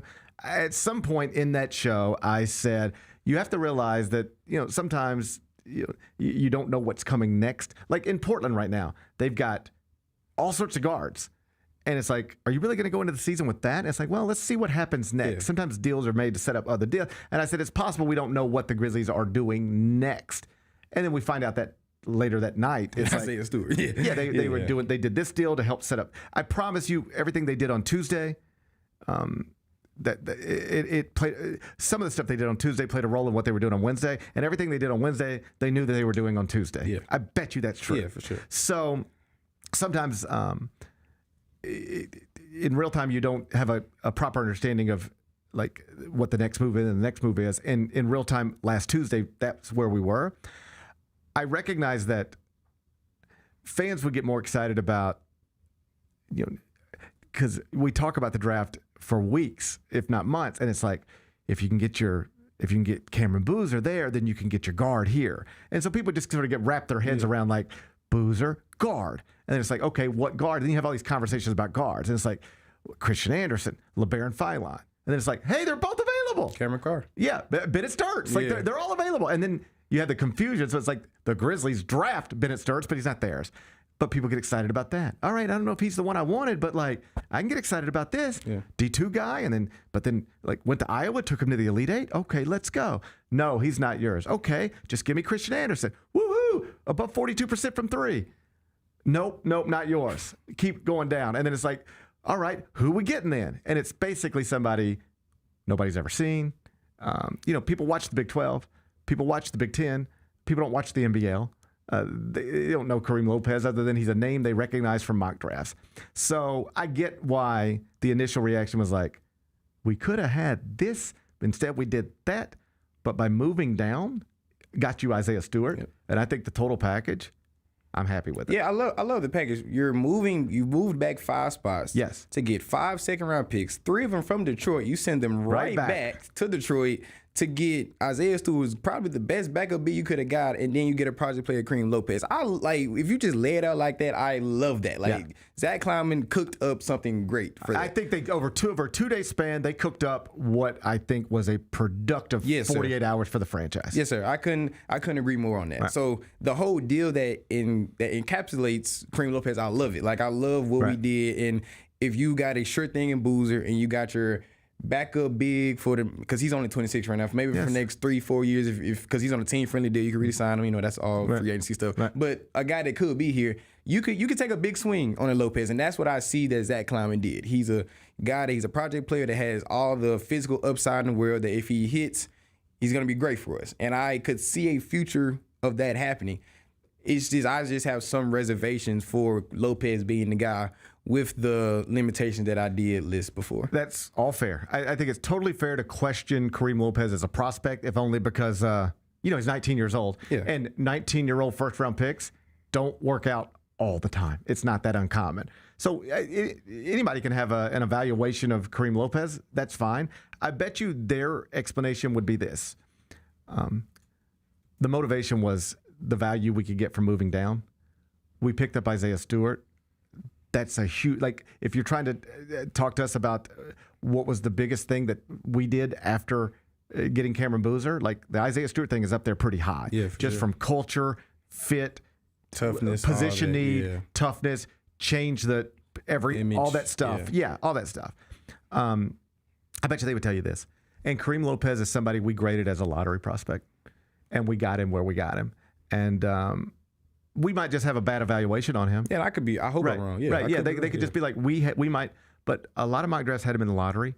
Our big board had him in the lottery, and we recognized in real time we could move down 5 spots, get him, and Isaiah Stewart and add multiple future seconds. And we felt that was better than whether you like Bennett, Sturts, Christian Anderson, Barrett, Viline. We like that package better. And I get that totally. Yeah, I get that totally. So, again, I'm not criticizing Kleiman for the whole ordeal, but my question for you is, why do you think he fought outside the lottery if he was billed at that as early? Why did he fall out the lottery? Because I think in this draft, there was about 8 or 9, maybe 10 prospects that we basically all agreed on. Yeah. Like there's probably about 10 prospects that were always going in the lottery, no matter what. It's the obvious top 8 that everybody had, and then like a Daimara, Braden Burries, like that. And if you weren't one of those guys, and Lopez was not one of those guys, you could reasonably go anywhere from 13 to 23. I think if you, I could pick out 10 guys that I could guarantee you were going to go in the top 15, but the next group of guys, like there's maybe 6 or 7 guys, and some people had them 13, 14, other people had them 17, 18, other people had them 21. That whole group, he was in that group, and that's where you could go 14 or 24. Yeah. And he just slipped. Somebody had to, and it was him. Yeah, I completely understand that, and I see the other side of my argument. Like, he's 19 years old. There in the recent history, guys that come out the NBA have been good. We have Josh Giddey, LaMelo Ball, Alex Sarr, and he has that professional background. So, and he's still he's only 19. He's all the potential in the world. So he has a lot of history behind him. So he's going to be a good player. And again, as a Grizzly fan, I hope he is. I undoubtedly hope he is. That's just the one pick that I had slight reservations on. If I would have gave it, I would have gave it a C, because he is such a project, and I feel like when you're going to a rebuild, yes, I feel like you want a good balance of project players and guys that you know can produce for you right away. Mm-hmm. And I feel like with that pick, you may be tipping a little bit more on the project side, but that's not a bad thing. Oh, like if you told me Kareem Lopez is not in the rotation the first 2 months of the season, I wouldn't be surprised. No, not at all. No, he's a teenager. Teenagers have a hard time playing in this league unless they are extremely special. And like Cam Boozer, even like he's 18. Cam Boozer's going to be he's going to be great. He's going to be starting power forward day. I mean, there are people with no connection to the Grizzlies, well before he even was selected by the Grizzlies, that will tell you Cam Boozer's got a chance to be an all-star as a rookie. That's crazy. We don't even usually talk about rookies in that way. So the idea that people are talking about him in that way is, I think, super exciting. He is the favorite to be the rookie of the year in the betting markets, even though he wasn't the first pick or the second pick. Let me get you out of here on this. What do we expect the team to look like? I guess it's sort of taking shape. We still got things to do, but Ty Jerome's on this team, and Cedric Howard's on this team, and Zach Edey and Cameron Boozer and Jalen Wells. And can you reasonably imagine we're sitting here with 15 games left in the regular season, and we're going, now if the Grizzlies can win this one and this one and this one, then they could host a play-in game. Like, are we going to be having postseason conversations in the regular season next season? I think we are. I feel like this team is going to be a lot better than what at least the national media and a lot of people outside the Memphis market think. Because when you look at the totality of the roster, we're building a pretty decent roster with not a lot of holes in it. You have a good lead guard in Ty Jerome, even though some people think he could be a 6-man, but he's shown last he could be the lead guard and be efficient in that role. Him and Tomas Isso's offense looked great last year. Of course, he was scoring like a point a minute last year, so that's great. You have a collection of wings that are good and prospering, young and prospering, and Gigi, Said, and Jalen Wells. You have wings now with Jeremy Grant. You have, of course, Cameron Boozer, who's billed as, like you said, the favorite rookie of the year. And, of course, it's all centered around the health of Zach Edey. If Zach Edey can give us 50 to 70 games, I could see us being a play-in team. Coming off the bench, you still have guys like Cam Spencer. You have a lot of guys that showed in flashes last year that they can be good pieces to a playoff puzzle, and there's still room to go. A guy that I have my own for free agency is Anthony Simons. I feel like that could be a good guy to bring in as your lead guard, and you can put Ty Jerome on the bench. And we have, I believe, 18 guys on this roster right now. We have to dwindle that down to 15. So a lot of Tyler Burns and Omax Prospers and those type of guys that are kind of on the edges of the roster, they either have to prove themselves in training camp to be a piece of this future, or we can get off them in deals. But from what we have right now, I feel like we have a good team, and I could see us being a 7 to 9 seed. Before I get you out of here, breaking news. You see it? Yeah. Shams Charania is reporting. What? Oh, this is like real big news. Yeah. What's going on? Shams Charania is reporting LeBron James will continue his NBA career for the 2026-27 season and has informed the Los Angeles Lakers that the franchise can move on without him because he will be playing elsewhere next season. Wow, I did not see They're that. really going to try to do the super team, sounds like. And I know the Porzingis thing has got him in a little bit of a money crunch there at Golden State, but it sounds like they're going to try to do this. Steph Curry, Draymond Green, AD, LeBron James, and Anthony Davis. So it's interesting. Windhorst was on ESPN this morning, and he said that he did not think they're going to be able to get Anthony Davis done. That he doesn't think that's going to work out with the contract situations and everything. Like he thinks LeBron's going to probably end up going over there, but that AD might not work out for them. So that'll be interesting to. We'll dive into all this in the in 5 more things, but that's so this time yesterday there was 2 big questions, I guess. Is LeBron James going to continue his NBA career? And B, if so, where? And we got an answer to the first question. Yes, he will continue his NBA career. And now the second question is open, but we know it will not be with the Los Angeles Lakers. That's your big headline from the day. Yes. Outside of World Cup stuff, that's going to be a big headline crazy. from the day, and maybe even including potentially playing for his 4th team. Evan Hayes, I appreciate you being here. I gather you got some exciting news for us. Yeah, of course I can't rival LeBron James going to a new team, but I didn't mean to let the king overshadow. It's the local version. It's the local version. This is. Remember how LeBron had the decision once upon a time. This is your version. This is my of that. platform. Tell the world. This Tell is the your world what's going platform. on. Yes, I'm gonna try to put in a clever way. In the 2026 media season, I'm playing. I am starting a new position at the good people at ABC 24 as a story desk editor. I will be starting that position next Monday. And I'm excited for it. Of course, ABC 24 is a great, reputable company that I feel I can learn a lot and be a good piece of their team. I got to say thank you for UGP for being a good mentor to me and putting a good word for me. Got to shout out Anthony Sang, who also put in a good word for me. But there's a lot of good people at ABC 24. Richard Denson, Christina Allisworth, Gabriel Huff. Like these are people that have poured into me and that have brought me onto the team. So I'm excited to get started, man. I really am. We're excited for you. And the reason you got, whether it's me or Saint or anybody else pulling for you, is because we see the talent and then we see the heart, and that's a great combination you got working for you. So I couldn't be thrilled, man. Appreciate that, man. When you called me and the name popped up, I was like, just tell me you got some good news, because I knew we were waiting on a call back. And so ABC 24, man, I remember what it was like to be your age and to grow up here and to go to college and graduate. And you got more degrees than I ever got. I quit with one. You did good. I think you're doing pretty good for yourself, man. I quit with one. It's not even as good as the one you got. But still, you can do everything you think you ought to do and check all the boxes, and you don't know. You still don't know if a door's going to open, if something's going to happen. It's a scary place out there. It was scary when I was trying to jump into it. I imagine it's even scarier now because I didn't have to deal with. I didn't think I was competing with robots. Yeah, you know, I didn't think I was competing with robots coming out of college. You might be. Yeah. I wish you luck. Thank you, man. But I just can't. I mean, I guess I can understand what it's like to finally get that phone call, and it's like, it's your first real big job offer. Like, it's a serious place with like serious people, and like you're gonna have a desk, and like your name's gonna be on things. I got benefits, man. You got benefits. That was the biggest thing so far. Like, they sent me the package. I'm like, wow, this is mental. I mean, this is dental and life. Look at this. Retirement. That definitely hits different. 401k. Like at 22. Like, Don't take that for granted. Yeah, like I know people who are doing all right for themselves, but if they got to go to the dentist, it's not easy for them. You know, we live in a country that has a lot of awesome things in it, but our healthcare system is not one of them. So like that's like a real.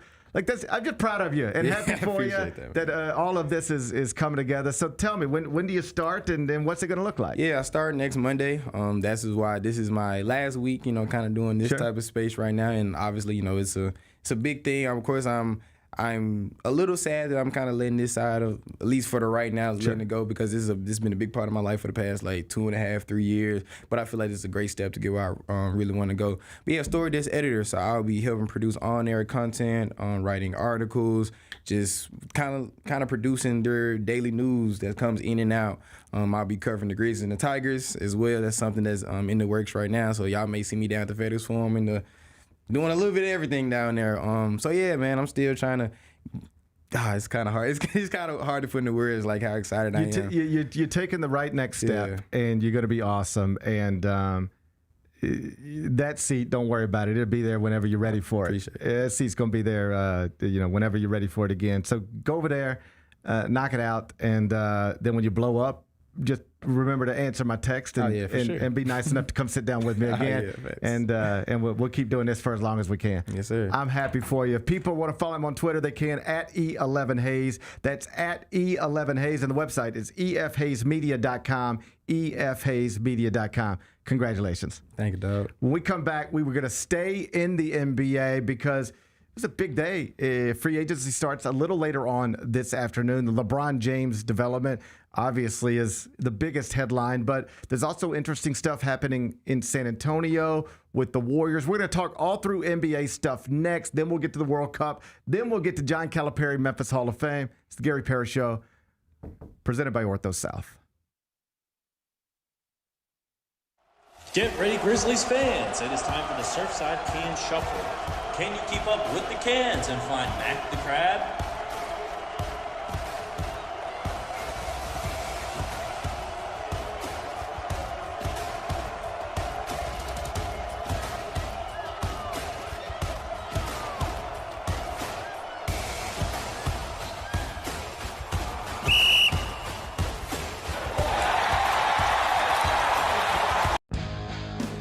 Grizzlies fans know it's the team that gives you the edge. Big River Steel does too. And much like the Grizzlies have recruited legendary talent, we want you to be part of our team. Are you ready to be part of something legendary? Then visit www.bigriversteel.com. That's www.bigriversteel.com.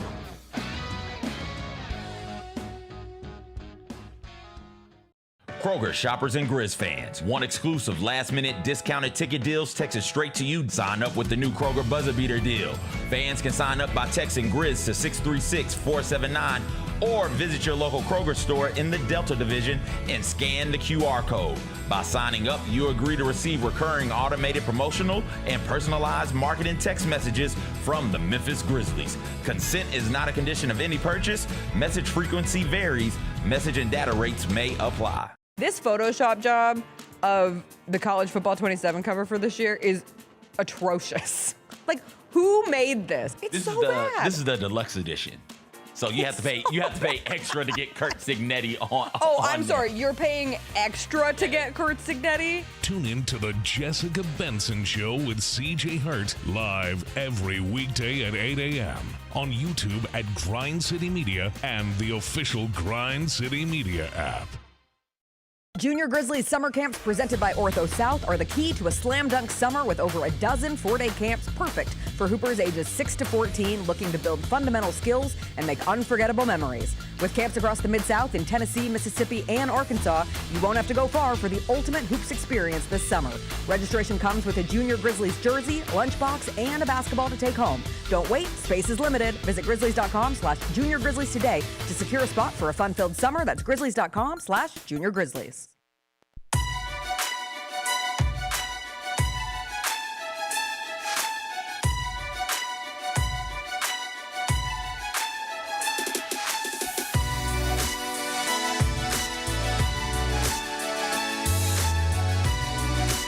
Orthopedic injuries can be unpredictable, unforeseen, and unscheduled, and Ortho South understands this better than anyone. Since your injuries don't make appointments, you don't need to either.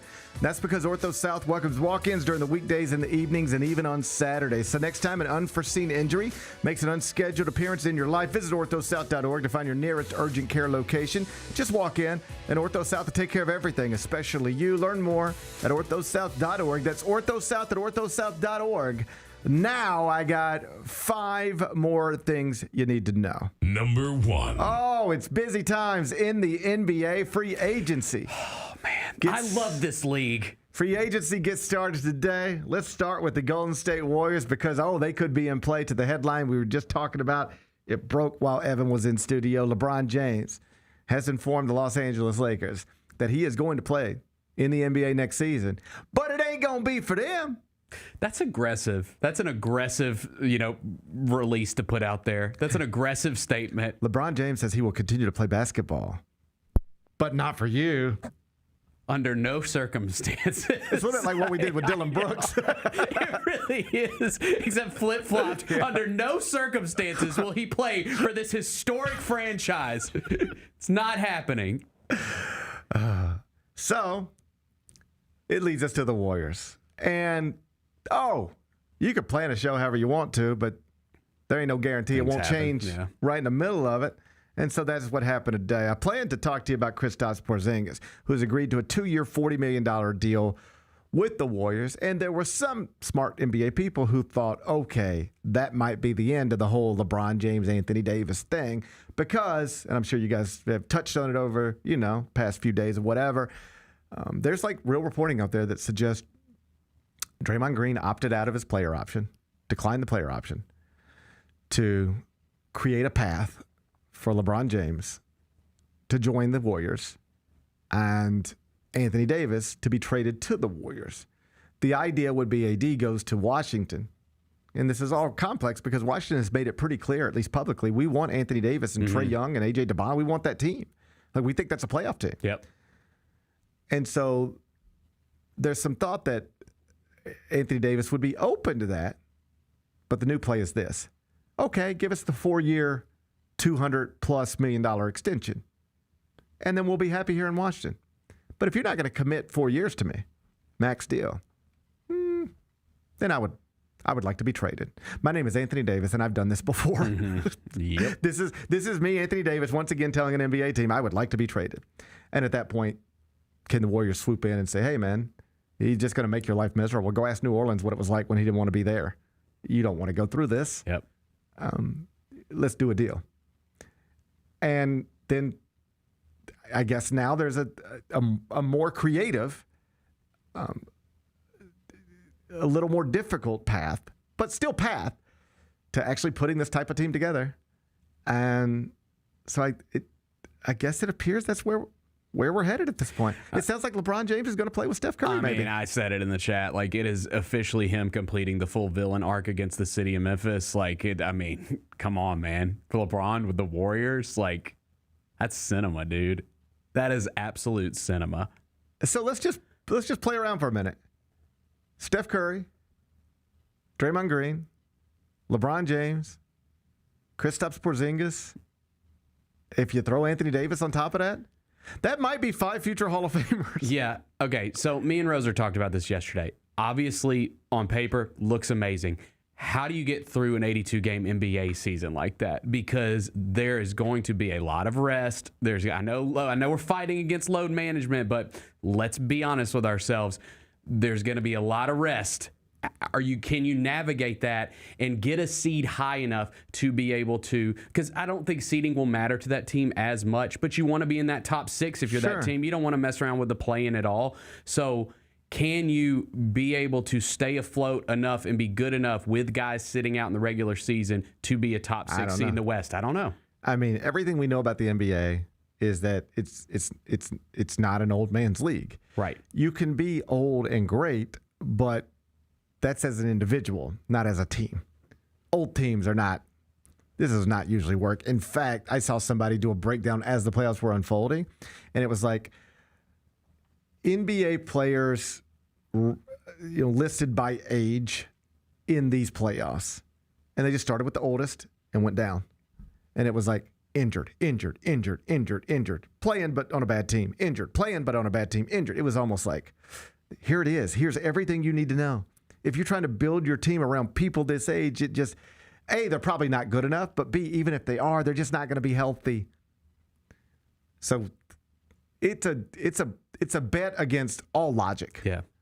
But it's probably the best bet they can make. And that's what else are you going to do? What else are you going to do? You're all on the same timeline. Like, we're going for it right now. We're going for it right now. Yeah. And so it's probably a bad bet. But it's probably also the best bet they can make. Yes. So let's just make it. Is this a winning bet? No, probably not. Could it be? Sure. But is it probably? No. Do we have a better bet to make? No. Then let's just make this one. That's what they're doing. Yeah. I get it. And if I were a Golden State fan, I'd be trying to get excited about it. Like the NBA's all-time scoring leader, the NBA's best shooter of all time. Draymond. It's just fun. Yes. It's just fun. I don't know what it'll be, but it'll be interesting. It'll for sure be interesting. Can we get Clay involved? Can we get Clay involved somehow? I think his heart's broken. I think he's still feeling betrayed. I don't know if he wants to go back. No, his heart is so broken. Yeah. What if they just called him and they just said, "Hey, can we figure something out?" Yeah, dude, you got to be a part of this. Like you should be a part of this. He should. I bet they do try to figure it out. Go get Kyrie too. No, no. I don't know about that. I don't think that's gonna work. Because remember, he was the other side of that when they come back from 3-1. I mean, I know LeBron was too, but LeBron bounces around to teams. It doesn't matter. So that's what he does. That's what he does. I don't know if you could bring Kyrie as part of that. I don't know. I like it. It'll certainly be must-watch television. There is no doubt about that. Even if they suck, it'll be must-watch television. And they might. I mean, it could suck. I don't think that's. I just could not fathom.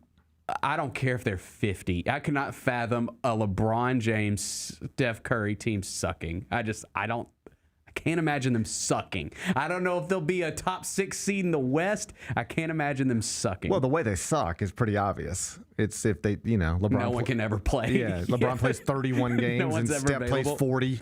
And Draymond's choking people and suspended and popping onto TNT on the off days. Yeah. I mean, it's not hard. It's much easier to envision, for me, to envision how this is a disaster than it is to envision how it's great. But it's a little bit like the Ja Morant thing. You ready for this? Yeah. I don't think Ja Morant's career is going to flourish from this point forward. I don't believe that. But I don't rule it out. I don't rule it out. Same thing here. I don't think this is going to work if they really try to pair all these old men together. But I don't rule it out. I mean, it does, Roser actually brought this up, and I thought it was a good comp. It does kind of remind me, I like everyone, when Kobe and Dwight Howard and Steve Nash were, on the cover of Slam magazine, it was like, dude, this team is going to be incredible. That Lakers team, and it just didn't work out. You know what it's a little bit like? Yeah. Floyd Mayweather and Mike Tyson. Right. That should be amazing. Yeah. They're old men. Yeah. Old men are not these dudes ain't that old. They're not there yet. But in basketball terms, they are. I guess. I mean, close. LeBron's still amazing. Steph is still amazing. Yeah, LeBron's an anomaly. Yeah, but I mean, they both are. Yeah, they both are. I guess. Yeah, they are still. Perhaps, maybe as I'm thinking through this, maybe I'm just looking at it wrong. Okay, they're old men. That's the easiest thing to say. The Golden State Warriors, right? I got it. Is Steph Curry still a top 20 player in the world? I'd say yes. Is LeBron? Yeah. Okay, so what are we talking about now? They got 2 of the top 20 players in the world. Yeah. All right, let's keep it there. Forget age. I know Steph is old, but is he still amazing? Yeah. I know LeBron is old, but is he still amazing? Yeah. So maybe we should focus on the amazing part more than we focus on the age. Yeah. I still think they're going to get hurt a lot, but we'll see. Number 2. The Spurs intend to sign Julian Champagnie to a new 3-year, $45 million contract and also plan to add Harrison Barnes to a 1-year, $8 million deal. The organization, quote, values Barnes' leadership and production as he enters a 3rd season in Senatobia. We don't have to stay here long. San Antonio. I just you said Senatobia. Did I say Senatobia? Yes. What if Harrison Barnes re-signed with Senatobia? Probably not the right move for his career. Yeah, I would question that. Yeah, I'd be like, what are you trying to accomplish in Senatobia, Harrison Barnes? Better chances in San Antonio. You've spent plenty of time in Senatobia, Mississippi, buddy. Yeah, I know all about Senatobia. Yeah. I can't tell you how many smash burgers I had at that little Sonic right in the middle of baseball practice down in Senatobia. All right. I like Senatobia. Good people down there. But I don't think Harrison Barnes belongs there.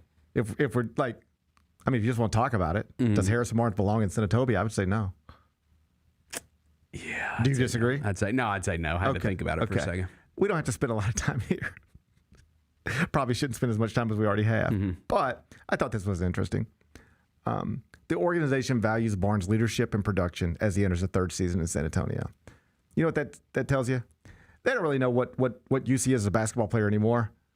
Julian Champagnie took a spot in the starting lineup, and we're off and running that direction. But we like having people like him around. And there's a real lesson in there for, I think, all basketball players. Mm-hmm. And media members, honestly. Mm-hmm. Do you know how many people I know in my industry who keep jobs just because they're just easy to get? They just show up and they just do their job and they're no problem. And you never have to worry about them and you never have to fight with them. It's just, they're just like, man, I got to deal with this prima donna over here. I got to deal with it. Over here, there's nothing. So, like, yeah, new contract, keep going. And it works that way in sports too. Mm-hmm. And similarly, I know talented people in my industry, in media, who, like, now they just tweet for a living. They can't get a real job anymore. Why? Had all the real jobs. Impossible to deal with. Just can't show up, can't just always just something. And that works in sports too. And Harrison Barnes is an example of that. Udonis Haslem forever in Miami. Taj Gibson. Like, just being an adult and a positive presence and positive impact. Like, Harrison Barnes is going to make $8 million next year because they just want him to be around. I know that's slightly overstating it, but it's not dramatically overstating it. You ask him why you re-signed Julian Champagnie. Well, once we entered in the starting lineup, our offensive rating went from this to this, and he provides shooting and stretches the floor, creates all this space, and now we got space to play in, blah, blah, blah, blah, blah, blah. Why'd you bring back Harrison Barnes? Man, we just like him. Mm-hmm. Just like every franchise needs guys like this. And so if you were aging in this league, like I saw an interview with a former NBA player a few days ago, and he was like, all these guys are making like 20, 30, $40 million a year now. Like mediocre players are making $25 million a year, whatever. This player was like, I didn't make that. I was an all-star. I didn't make that kind of money. Just know that you can work into your late 30s in the NBA now and make tens of millions additional dollars just by he's great in the locker room. Yeah. And he's great around our young guys. And he puts his arm around them and he tells them what to do and what not to do. You could be that guy for a franchise. San Antonio's got one. The Grizzlies employed one at the end of last season. They're all over the league. And Harris Barnes, it looks like he's going to be able to extend his career in a meaningful way and make lots of money just by being a positive influence on a bunch of young people who are seemingly headed for great stuff. Number 3. Speaking of young people headed for great stuff, former Memphis Tiger Jalen Duren, coming off his first All-Star game appearance, has scheduled meetings today, reportedly, with Kings and the Lakers as free agency gets underway.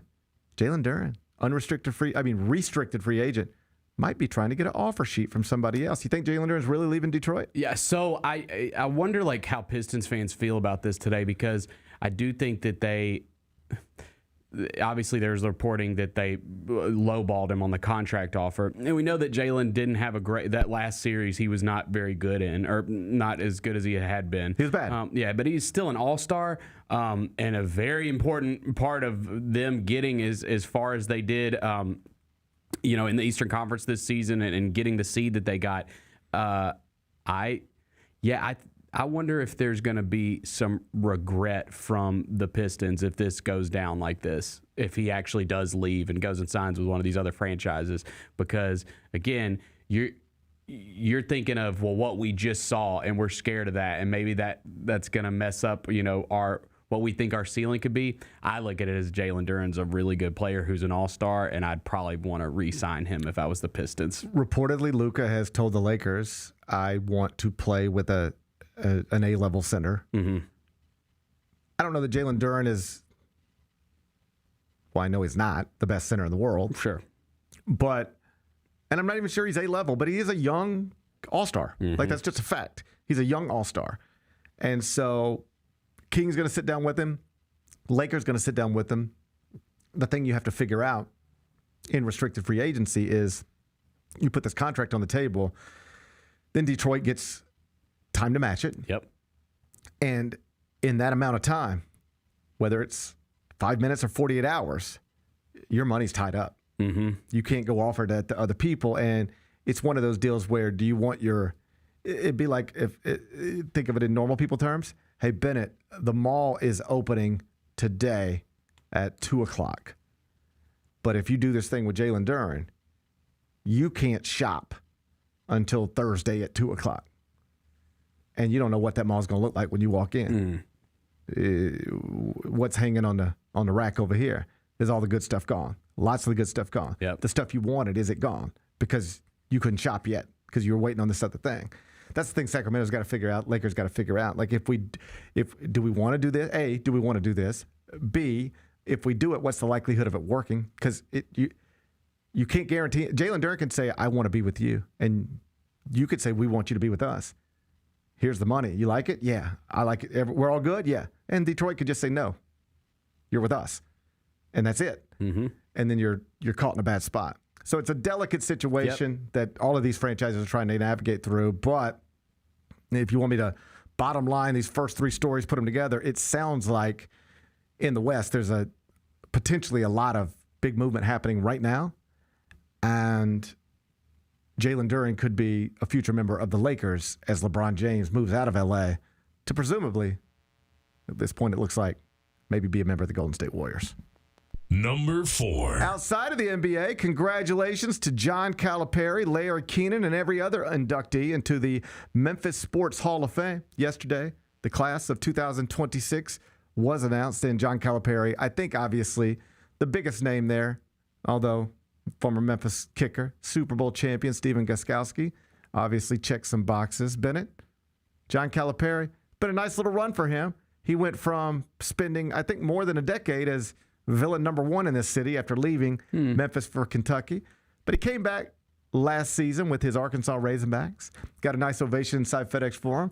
And now he will come back to Memphis, we now know once again, to be inducted into the Memphis Sports Hall of Fame. How do you feel? When is this? I don't know. Let me. I'm gonna see if I can find a date. I'm sure you can. September 16th. Okay. I'm wondering. Does that date mean something to you? Well, I mean, we did play an exhibition game with the Arkansas Razorbacks before. I know we're probably too late in the game to get regular. I think we're done with the regular season schedules. I don't think that's going to happen. But September, maybe we could set something up. I don't Get know. A little exhibition game going on? I doubt it. Sell some tickets? I don't think so. All right. I doubt that's in the cards. Just throwing it out there. It's fine. It's a good idea. It's an idea. Yeah. It's an idea. I don't think we're going to turn this into an exhibition. I think we're just going to honor John Calipari. I'm glad to honor for the him. wonderful things that he accomplished as the University of Memphis men's basketball coach. I say this sincerely. He's the best coach in the history of the University of Memphis, period. He's a Naismith Memorial Hall of Fame coach who worked on that campus for 9 years. I know the way he left bothered some people. I know some of the things he said after he left bothered some people. I get it. I'm not telling you how to feel. I'm just saying that that university has never employed somebody better at what they do than him, period. I believe that. And for that, he should be honored. And he will. He belongs in, if anybody belongs, if anybody belongs in the Memphis Sports Hall of Fame, it's probably Penny Hardaway. And if not Penny Hardaway, I'm sure he's already in. Larry Finch, of course. And if not Larry Finch, we could make a list if you want to. But very quickly on that list is John Calipari. Yep. No matter how you feel, he's one of the most important sports figures in the history of the city. Congratulations to him. I look forward to seeing him and his family get that night.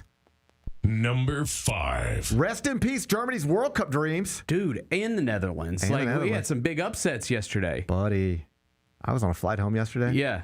We were watching Germany and Paraguay. Didn't the United States mess up Paraguay pretty easy, no problem? We did. Okay. And we held our own against Germany in the friendly, like right before the World Cup started. If you say so. Mm-hmm. So yesterday, the Germans are big favorites. In fact, if you want to lay like on the money line, it's like the number's so big, they'll even give you like a -1.5 goal line. Mm-hmm. Yeah, I know. Trust me. Okay. And then it was 1-1 at the end of regulation. We did extra time. Mm-hmm. Then we had to settle in. You know how we have to settle this. We're at the round of 32 now. Yes. This is the knockout stage. We got to settle things. Somebody's got to die today. Somebody's got to advance today. We can't keep passing it around all day talking about draw, kissing sisters. Mm-hmm. We done with. Ain't no more sister kissing in the World Cup. Mm-hmm. All the sisters have been kissed. Now we're at the knockout stage. Somebody must advance and somebody must die. So we got the penalty kicks. Paraguay and Germany. It was fun. The whole plane Dude, was it was watching. so awesome. Why The whole plane. I don't know who's on this plane with me. Yeah. We're somewhere between San Diego and Atlanta, and you just look up. People's got their TVs out, and usually, I've sat on a plane once or twice before. You look up, and I can tell you how plane TV viewing usually goes when they got the live TVs there. Buddy over here, he's gonna have CNN on. He's keeping up with the news. Mm-hmm. Buddy over here is gonna have Fox News on. He's keeping up with the news. Now, these two dudes are living in two different worlds. They have no idea what's going on, right? This guy thinks everything's great, and this guy thinks everything's a disaster, or vice versa, depending on the day. But that's happening. And then, somebody's going to watch a movie. You look over, and somebody be like, I guess I should just rewatch a Sopranos episode. They just threw it in the plane. So I guess I'll do that. You're going to run into some of that. And then, it's never consistent. It's rare that everybody's just looking at the same thing. And yet I had this moment yesterday where I looked up and I was like, everybody's looking at the same thing. We're all watching the World Cup, Germany and Paraguay, and we're in penalty kicks. And that buddy in all that purple, he just kept diving around, stopping shots. And it was an upset. And then the German goalkeeper just stood there. What's he doing that for? What was going on there? I was screaming at the TV. Buddy, do something. Yeah, my friend, he's a Bayern fan, and he was saying, watch out for this goalkeeper right here. Don't trust him? Yeah. And, dude, I was, baffled. It was like he was just standing there watching everything just zoom past and him. my other buddy, I was like, bro, get your hands up. Other buddy, he dressed like Grimace. Yeah, he was, yep. Other buddy dressed like Grimace out there just jumping around, just stopping everything. Then every once in a while they kick the ball over to goal. They're calling it a choke job. Did the Germans choke? Yes. I think they did. Of course they did. I think they did. Yeah, of course they did. They're one of only 8 teams ever to win a World Cup. Yes, they choked. What are we going to do with Freddie?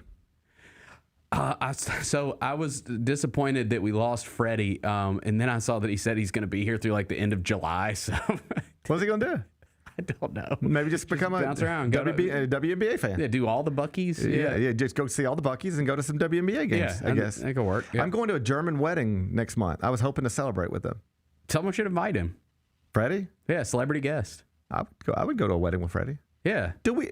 I now see people debating whether Freddie's real or not. Yeah, I've seen that as well. I choose to believe he's real, okay? I choose to believe he's real. I believe in Freddie. Yes, I believe in Freddie. I believe he's a real person who's experiencing our country and having a great time. Yes, I choose to live that way. I believe in Freddie. Mm-hmm. But it is interesting that why don't we have a picture of him? And when he posts a picture, he puts a happy face over his face, the emoji. Yeah, clearly he's been in suites with people. People have to open the doors for him. He has to check in at some point and be like, "I'm the guy. I'm the guy who this suite is reserved for." Right? Why is there no picture of him anywhere? It's a fair question. Yeah. But I mean, who's planting him here? Who's responsible for this? I have no theory other than I'm just asking questions. This started as a thing. It's just he just look. Buc-ee's is amazing. Walmart is amazing. McDonald's is amazing. And then it became J.J. Watt is setting you up a suite. Yeah. And then it's and these people are offering you a private plane, and these people want you to come to this Vegas resort. And when you go and do these things, you have to at some point show up and say, It's me. It's me. I'm Freddie. I'm the guy. Whatever. And at some points, I would assume somebody's like, "Oh man, it's been awesome following you." How does nobody know who this person is yet? Okay, we found Luigi in a few days. Yes, but we don't know who Freddie is. You figure that out. I mean, as they're talking through it, it is America 250. 4th of July is Friday. What are you suggesting? I mean, it would make sense that you would want good PR related to your country around this time of year in this big celebration that we're about to have. You think it's all a conspiracy? I don't. I choose to believe that Freddie's real and that Freddie is just here experiencing our country for the first time and having an absolute blast. But can I listen to a good conspiracy theory? Sure. I'll listen. I guess I land on the side of I choose to believe the story is as is. Mm-hmm. He's a German soccer fan who came to America and was blown away. And then in America, we're always looking for something to make us feel good about ourselves. Mm-hmm. And he helped us with that. And so then it just became what it became. Yeah. But why don't we know anything about this? This has been a very famous Twitter person for several weeks now. and we know nothing more about this thing than we did then. Where's Pablo Torre when you need him? Good point. I want to believe that Freddie's real and that this is all real. Yeah, I believe so too. Yeah. I want to believe all that too. Yeah. I'm just saying. I feel like we should know more than we do. We know very little. I'm gonna need a sit down interview at some point once this is all said and done. I'd like to see Freddie sit down with somebody. Yeah, I want to see Freddie sit. He did say that when he gets back to Germany, he's probably going to delete the account and just be done with this. That's a little sus. That's a little sus. It's a little sus. Then what are you? Who are you? I don't understand that. Are we all getting played? Are we all getting played by a Twitter account? And now the one thing, like because the big argument is everybody saying, how could someone get off work that long? Well, dude, a lot of people just carry their laptops around everywhere, and that's how they work. Bro, I was just in San Diego. Yeah, I don't think anybody works. Right. So I had these moments I don't every buy day. that argument at all. No, but trust me, bro. Go to a golf course right now. Okay, right. There's plenty of people who can figure out how to. I mean, I got friends who work, but if you want to play golf with them any day of the week, they can. Yeah, right. Any day. All right? Just tell them the day. They can be there. So it is not, when I go, well, this doesn't make any sense. It's not because somebody can take a month off and go to America. I mean, I just had friends take 3 weeks off and go to Europe for nothing, just to do it. I mean, I've done 2 weeks. People can do that. Yeah. Particularly when you know it's a World Cup, you've known it was going to be here for years, you planned for it, you saved for it. There's nothing crazy to me about. I mean, just look around. If Freddie ain't the only person here spending a month, our whole country is filled with Europeans who just have come here and are just living it up. That's not unique. I'm just saying this person has become the most famous symbol of, man, people are having an awesome time in America during the World Cup, and we know nothing about it, seen no pictures, and that seems strange to me. Yeah. Just a tad, just a little bit. But I'm enjoying it. I am too. All right. Tomorrow, the big one. Tonight's the big one. Nah, tomorrow, U.S. We're doing it for country. Viva La Mexico tonight. Oh, that's right. Ecuador? Yeah. Yeah, that's a big one. In Mexico City. Let's go. Oh, don't worry. You're picking it. Okay. Don't worry. You're picking it. I got World Cup fever, man. Let's go. Me too. I'm like Freddie. Yeah. In my head, I'm like Freddie. I like it too. I know I don't walk around like Freddie to other people. I know people don't look at me and go, man, that's like Freddie. But in my head, I'm like Freddie. I'm having a good time like Freddie. Good. In my head. All right. Be back with Carry Out. When the arena lights dim for a concert or when the crowd becomes one at a big game, you can almost feel like you're the biggest fan. But who's your biggest fan? It's the person who will get you home safely after a night of drinking. It's a person who looks out for your life to make sure you leave the stadium with someone sober. This could be a designated driver or someone who offers to give you a ride share. Because in Tennessee, fans don't let other fans drive drunk. Brought to you by the Tennessee Highway Safety Office, a division of the Tennessee Department of Safety and Homeland Security. The Grizzlies are on their way to a new era, and now's the perfect time to buy in and secure your seat to witness history. With the 2026-27 half-season tickets, you can see the future take shape in real time. With a talented draft class joining our young core and starting this season, half-season ticket holders can own the moments with all new MVP benefits, including inside access to exclusive events, perks that match your passion, and rewards that take your fan experience to the next level. More information, visit grizzlies.com/tickets or just call 901-888-HOOP or grizzlies.com/tickets. Sonic Radio. Welcome back to Sonic RNDIO. That spells radio with me, the CIO. This just in, the new Sonic $1.99 menu lets you build a crave-worthy meal for just $1.99 an item. Whether that's a creamy shake, crispy tots, or a quarter-pound double cheeseburger. This just out. Ostriches. They're mean, not very cute, and in my opinion, way too big for a bird. Don't miss the Sonic Fun 99 menu. 5 items, always $1.99. Live free, eat Sonic. Tax not included. See menu for details. Let's face it, there's a lot of trash talk in basketball. But the great teams let their performance do the talking. Like Ford F-150 with Pro Power on board. A class-exclusive industry-first feature that turns your truck into a mobile generator and leaves the competition speechless. Ford F-150, official truck of the Grizzlies. Greatness starts here at your Mid-South Ford dealer. Class is full-size pickups under 8,500 pounds, GVWR. Orthopedic injuries can be unpredictable, unforeseen, and unscheduled, and Ortho South understands this better than anyone. Since your injuries don't make appointments, you don't need to either. That's because Ortho South welcomes walk-ins during the weekdays, in the evenings, and even on Saturdays. So next time an unforeseen injury makes an unscheduled appearance in your life, visit orthosouth.org to find your nearest urgent care location. Just walk in, and Ortho South will take care of everything, especially you. Learn more at orthosouth.org. That's orthosouth at orthosouth.org.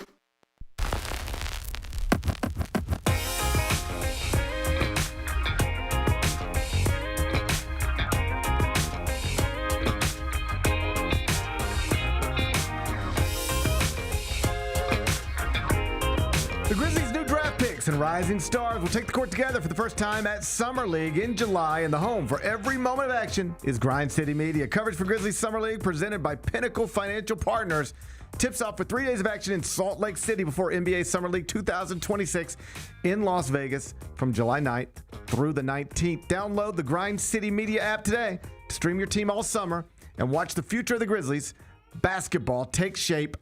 Let's do carryout. It's time for GP's Carryout. One final segment filled with stuff to take with you. It's not everything you need to know, but it's most of it. What did we miss today? A real GOAT is going to be on center court at Wimbledon in, let's call it about 40 minutes. Serena Williams is going to play in round one. 12:30 is when she's going to toss the ball into the air. It'll be live on ESPN. You got any interest in seeing a real live GOAT today in action? I actually do, yeah. Serena Williams, how do we think this is going to go? Who's she facing off against? Maya Joint. Okay, well, I mean, I feel pretty good about round one. I ain't worried about Maya Joint. No. Named after a joint. Yeah. Smoke much? If Serena Williams can't eliminate somebody named after a joint in the round. What if she really was named after a joint? Yeah, what if they asked That'd be her? unfortunate. So, Maya Joint, interesting name. Where does that come from? I was named after a joint. Or maybe she has good joints. She's a tennis player, like... Maybe she just smokes a lot. I don't know. Yeah. Can't begin to know. Yeah, I think probably the answer here is that her father was named Joint. And it's got nothing to do with anything we're talking about. But it's more fun the way we talked about it, I think. Yeah. Anyway, Maya Joint is the ops today. Maya Joint's our ops. She is. Go Serena. Go Serena, 12:30. I was going to say first pitch. What is it? What do we do? Puck drops at 12:30.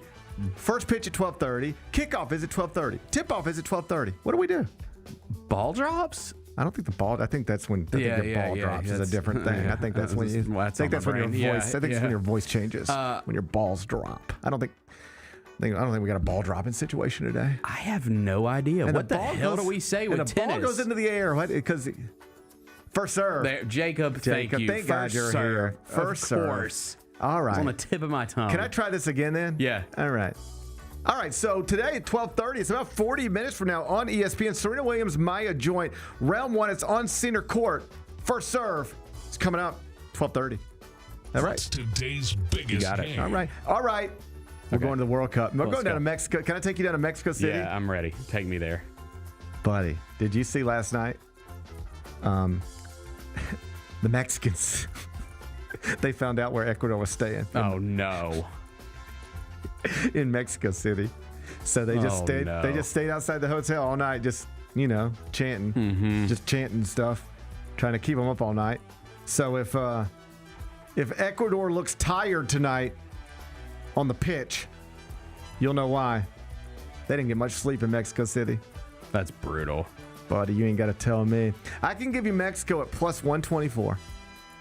I can give you Ecuador at plus 298, or I can give you a draw.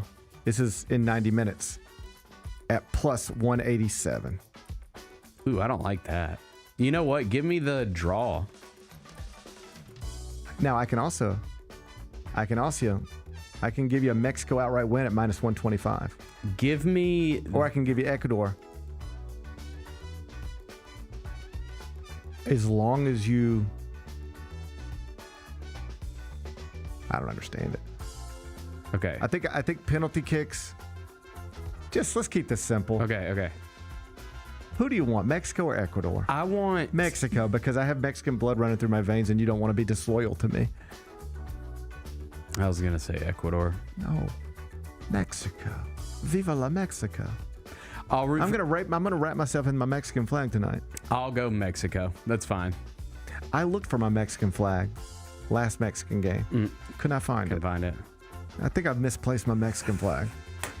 Give me Mexico. All right. Bennett's taking Mexico at plus 124. I'm going to go home and I'm going to search for my Mexican flag. I'm going to wrap myself in my Mexican flag tonight.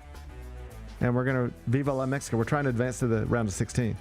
All right? Then we'll put on our American hats tomorrow. And then we'll root for America when it's time to root for America. Sounds good. But right now, tonight, it's time to root for Mexico. Viva la Mexico. What are we watching on TV? Okay. Louis C.K. Ridiculous has dropped on Netflix. New special. It's his return to the mainstream. Louis C.K. used to be one of the biggest comics in the world, as you know. Then he got accused of doing some kind of not so great stuff. Said masturbation. I can say that. Yeah, you can say masturbation. I don't care. It was in public. Yeah, well. Or it was in front of someone. Yeah. It was in front of someone. Yeah. The allegation would be something along these lines. That was allegedly. The allegation would be something along these lines. Because to be clear, if it was just like, by yourself, private stuff, we don't care, do we? No, we don't care. That's fine. That's fine. We don't care about that. Yeah. The allegation would be he might be on the phone with a young comic. How about this? Like it really would be like this. Instead of I meet Evan Hayes, I meet Elizabeth Hayes. And she's, young college student. She's coming up. And she's like, hey, I'd love to just pick your brain sometime. And I say, yeah, of course, right? This is what Louis C.K. was doing with young comedians, female. And and so you get in a room with Louis C.K. or you on the phone with Louis C.K. and it's like, this guy is everything I want to be. And now he's listening to me. He's interested in me. And he might just start. What was that word you could? I don't want to say it again. You can say it if you want to. I think I can only say it once. So he would putting people in terribly uncomfortable positions. Yeah. And some of the allegations were, oh, buddy, I don't know why we're talking about this. Were like, because in his head, it'd be like, I would even ask, do you mind if I do this? And they'd say, everybody was cool, but it's like, yo, man, these young women look up to you. And like, they don't know what they're in your office because you've opened the door and they think they're there to be mentored and instead you're asking them and they think if they say no, their career's over. So they just say yes, but Jesus Christ, man, what are you doing, right? So the allegations fall somewhere under that umbrella. And when they were made public, you know what he did? He was like, yeah, I guess I did all that. He was like, I don't like the way it's always been portrayed, but did I ever do some of these things that people are saying I did? Yeah, I had a problem. He even has done subsequent specials where he's like, well, I guess it's kind of weird where everybody knows what your kink is.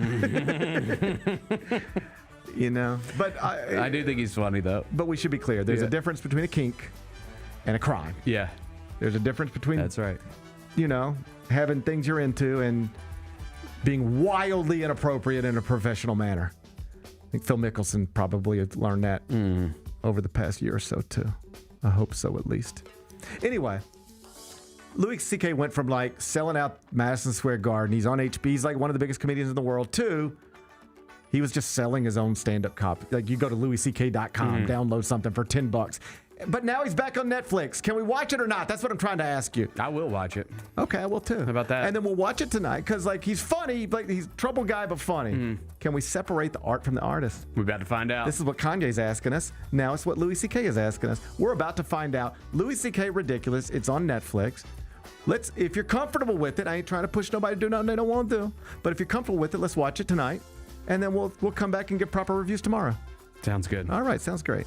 What's the best thing we've C.L. read? Brown, Courier-Journal, had a nice tribute to former Louisville SID Kenny Klein, who died last week at the age of 66. Sad stuff there, but C.L. Brown handled it well. If you want to read that, it's for free at the Louisville Courier website. What's on tap for tomorrow? Will tomorrow be Wednesday? More NBA free agency stuff, I assume. We'll look back at tonight's World Cup games, look ahead to tomorrow's. Chris Vernon will join me. Should be fun. Enjoy the rest of your day. I'll try to enjoy mine. Meet back here tomorrow at 10. Till then, be careful, be kind, be good. Rep your hood.